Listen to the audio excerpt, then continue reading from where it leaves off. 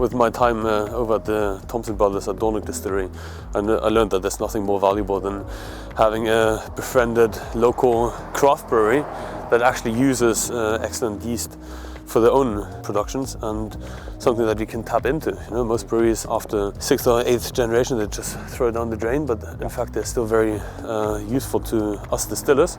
So going over and picking them up is just excellent. And Graf in particular, apart from being like amazing people, they use this excellent yeast, this Boddington yeast, that the brewery that went bust in the late 90s. A lot of craft brewers and home brewers out there agree that yeast is like excellent. It produces this really nice gummery English ale character. That's exactly what we're hoping for in whiskey as well, especially the old school style Scotch whiskey. Nice. Well, guess what, man? Let's go get some yeast, buddy.